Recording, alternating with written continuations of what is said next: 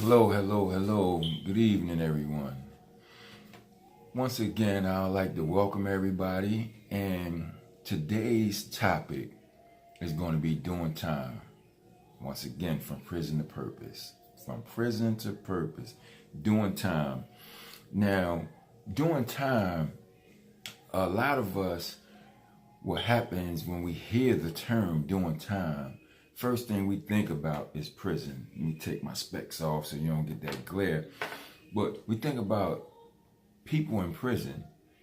However, I'm going to deal with doing time in prison, and I'm going to deal with doing time while out here in the free world. Because it's a difference. Doing time is actually a mindset no matter where we are. Now, I'm going to deal with first doing time in prison. And a motto of mine when I was incarcerated or while I was incarcerated was do the time and not let the time do you. And I say that because once a person gets sentenced, like in my case, it was 25 years.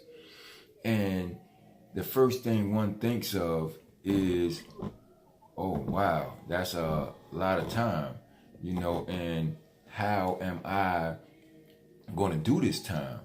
Not knowing what to expect, not knowing, anything, so to speak. And it's the same. I'm gonna bounce to another part of this in the free world. It's the same as when a person gets hired. Say you get hired like myself in the post office, and in order to get a full pension, it takes 30 years.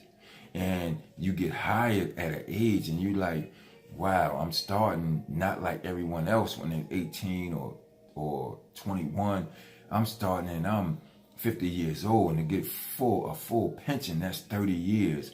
How am I going to do it? So you can't see long term, but it's the same thing. Doing time. Do the time, not let the time do you. Now, back to doing time in prison. What I've learned is in order to go through years, it's almost like stages. You have stage 1, stage 2, stage 3. And what I mean by that is all phases. You go through phases in life. But what I mean is you have to establish some type of groundwork, and say, well, all right, with me, I had 25 years. The first few years, I was able to try to learn, how to do time, from people that's been there for a while or so on and so forth. Because we didn't have what we have now. Like I'm doing this YouTube channel, and I can be very helpful to someone that's getting ready to go to prison. I don't care if you have a year or 50 years. I can help you establish a way where we can goal set, first of all, from month to month, from year to year, where you won't realize, where the time went. It won't be enough time in a day, because that's what ended up happening to me.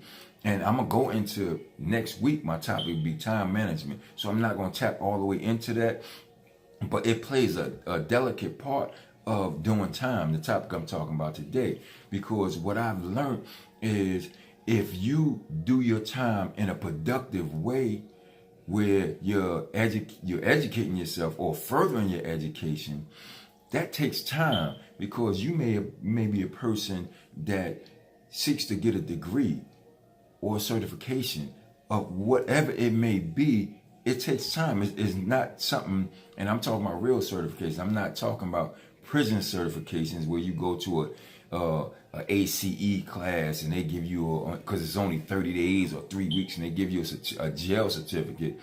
That's good for gathering information, but that's not going to benefit you out here in the free world, whether you're going to get a job or you're going to start your own business. Now, when you need to first say to yourself, is when I'm released, I don't care how much time you get. You plan your release from day one. And if you got, like me, I received 25 years. When I started setting my goals and stuff all right, that's another topic. But when I started setting everything up, it was almost like, wow, I'm not going to have enough years to finish everything I'm trying to accomplish. And I say that because, I'm going to start from the year of 2000. I was interested in doing a culinary art course. Well, I entered a 2-year course which that institution offered, and it was an apprenticeship program through the Department of Labor in the state of, I was in Pennsylvania, the state of Pennsylvania, but it was recognized throughout the country, most states, so to speak. Now, that was 2000. I was due to be released in 2012. Now, all these courses that I was pursuing and trying to do, I really needed like 15 more years. Now, not just was I taking courses or planning to do all this in the culinary arts / personal training field, I was still, well, I haven't told you this yet, but I was still writing plays, working on my first book, so on and so forth. And it wasn't enough time in a day, because you still had, in prison, you still have to get up at a certain time to eat breakfast. You have to, they have work call. If you had a job that you went to work from 8 to 3:30, it's not 8 to 4 in prison, it's 8 to 3:30 because they have a count at 4. So you had to do everything outside of those hours. Me, I did stuff, in the wee hours. I might do stuff 1 o'clock in the morning, write stuff or work on whatever it was, or get up 4 o'clock in the morning before I had 2 hours before they let us out to go eat breakfast.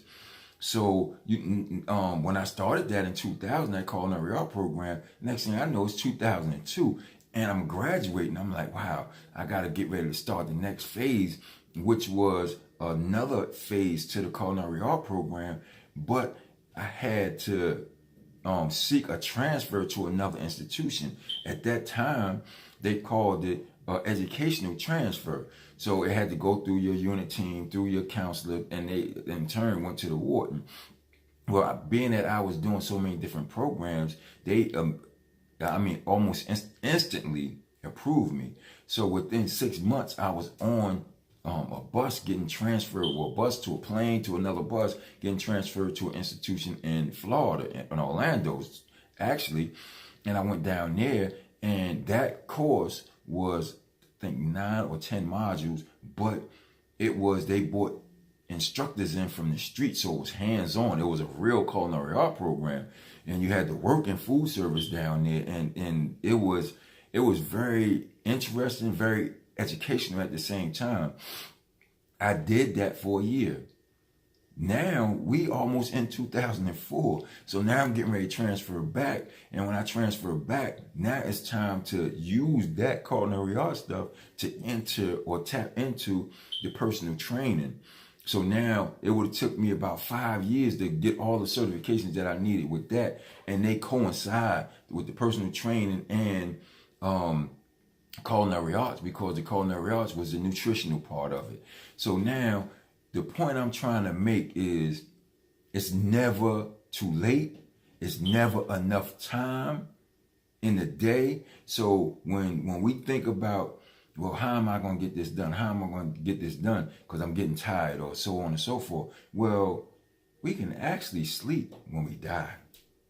If we're trying to pursue, a career in anything, whether it's our own business or a job, a career in whatever it is that, your career is. Mine is the post office.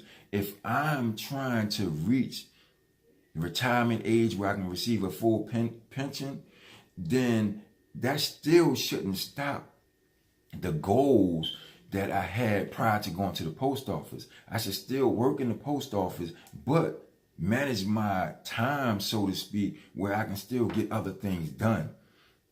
Dedicate an hour in the morning or an hour in the evening, because we still have to balance it all out. If we are to achieve our goals. How many of us get stagnant? We want to write, we want to pursue this, we want to pursue that, But you have so many that just get caught up and they just work 30 years. Now you retire, you received your full pension, but now you did all these writings and they just was in the drawer collecting dust. Or you was an artist and you did all these things and they went by the wayside. And now you retire, you're in your 70s, and you really don't have much to show for anything because you really didn't accomplish anything that you set out to accomplish in your younger years. So don't let this time pass us by. Do the time where it's entertaining, it's educational, and it's rewarding. Those are the three things that we need to focus on in life, period, because if it's not entertaining, then it won't keep our attention. If it's not rewarding, then why pursue it? If you get my point, everything is, especially this day and time, instant gratification. So do your time according to what you're trying to achieve. Now for those that are incarcerated, it is a lot of people that allow the time to do them. These are the people, the individuals that want to go to the gym. They in the gym all day. When they try to get a job in recreation, so they just there. They want to play basketball. They want to work out. They want to do these things. And what happens to an idle mind? These are the people that continuously get in trouble. These are the people that, when they talk about recidivism, these are the people that tend to fall into that category. Because why? They didn't exercise their mind. They didn't exercise the ability to allow the time to be counterproductive. Productive, because counterproductive would be negative. So productiveness would have applied if you did your time in a manner which was conducive to achieving your goals. Now, first thing you need to do soon as you become incarcerated is set out some goals. I don't care if you just want to get out of prison and just stay out of prison and get a job. Well, it's certain things that you need to lay out to do that. Because first you have to create a resume. Second, you have to know the job that you're going to pursue. And then it shouldn't be a job. It should be jobs. Because what if you go to that job and you don't get hired? Do you stop looking for a job and go back to doing what you was doing? No, you go to the next one and the next one. So for me, I had from A to Z when I came home from prison. I mean, it was almost like I'm not gonna fail. That was my mindset. I'm gonna succeed. I'm gonna prove, to the world that, I'm worthy of a second chance, another chance. And it's the same thing with people in the workforce. You can't get complacent if you're trying to achieve certain things in life. If you're trying to achieve certain things in life, then you shouldn't just every day, it's a repetition of thing. And what I mean by that, you go to work, your job is 9 to 5. You go to work, you're there at 8:30 or 9 or 8 o'clock getting ready. So now you can get your mind ready for this day. Then next thing you know, it's 5 o'clock, you're off. You come home, you eat dinner, you watch a little TV, you bathe, you go to bed, you're ready for the next day. You haven't done anything. You haven't done anything where it's educating your mind, whether you serving your God, because He needs time too. Whether you pursuing something else to further your career or further you in whatever place you're trying to be in. If you was an artist like we spoke about, then you should be still working on a painting. Dedicate 15 minutes, 20 minutes a day to just that. That right there would somewhat be a comfort to you, because at least you can say at the end of the day, I tried. Nothing beats a try but a failure. So now if you fail trying, then at least you can say you tried, but you try again and again and again. And what happens? Ultimately, you're going to succeed. I don't care if it takes you 30 years, but at least you succeeded, and it was rewarding in the end. Reward, for a lot of us are different, because for me, I'm in a place right now where it's rewarding, because I'm free. You know, I'm not incarcerated any longer. I'm able to get up in the middle of the night if I choose to get me a glass of water or to get me something to eat. I'm able to take a bath. I'm able to do the little things that so many take for granted when we lose our freedom, you know. And it's the same thing with people that's out here in the free world that's incarcerated mentally. You know, you get in these blocks where, you know, it's almost like you incarcerated because, you know, well, I can't do this or I can't do that, you know, but why? Who said you can't do that? Because you're free. You don't have a correctional officer that's monitoring your every movement. You know, you're free. So act like you're free.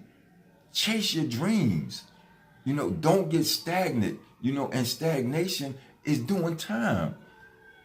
You know, how many of us want to work, you know, 30 years, 40 years? Because I know people that's at my job now, they've been there 40 years. But they're not in position to retire. They still got kids that's in college, so on and so forth. And when they was younger, if they would have been pursuing other things besides just that job, I understand. Not everybody are entrepreneurs. Not everybody are blue-collar workers. So we have to stay in our lane. We have to first get in our lane and stay there. You know, your lane is not my lane. My lane is not yours. So if we in our lane, now my lane is I'm an entrepreneur by heart. I'm not blue-collar all day. I love my job, but I want more. I'm one that's used to creating, and I have to, you know, spend time to do just that. Even though I go to work and I do what I'm supposed to, but trust and believe, I'm gonna spend an hour or more a day trying to get away from doing that 9 to 5, so to speak. There's nothing wrong with that because everybody's not cut out to be an entrepreneur. Everybody can't run a business. The world can't survive if you had all entrepreneurs. You have to have a balance. So when I say doing time, it's not just relating to being in prison, incarcerated, however we want to put it. Now, what I want us to focus on is 3 things. I got to put my specs back on. Now, doing time, I say this: plan, vision, pursue. These are 3 things that if I leave you with nothing else, if you remember nothing about what I just talked about, remember them 3 things. Plan. First, plan what it is that you want to do, you want to pursue. After you get a plan together, then go right to the second phase, vision. How do you, once you start getting ready to carry this out, how do you envision, you know, where you want to be in 30 days, in 6 months, in a year, in 10 years? So once you get that vision to do together, now what you do is you go to pursuing all the above. It's almost like creating a business plan or goal setting, you know, because a goal setting in business, I mean, we're going to get them other topics I'm going to be tapping into as well.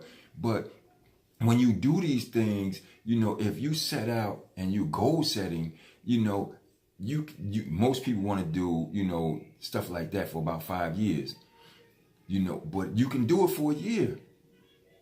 You can do it for 30 days. Whatever floats your boat, whatever gets you out of the seat and moving towards fulfilling what's fulfilling in your life.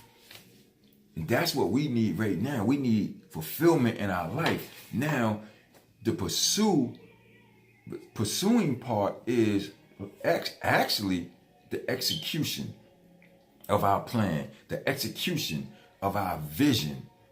You know, we can't do any of these things, you know, if we're not going to, or it's unnecessary to do them if we're not going to execute. You know, how many of us set out, even when we're in high school, you know, we have plans, we have goals, we have vision, and do a 360 because of life circumstances. They happen to us. This is life. But we must get up, brush the dirt off our shoulders, and keep it moving. Remember, Do the time. Don't let the time do you. Plan, vision, pursue. I came in peace. I end in peace.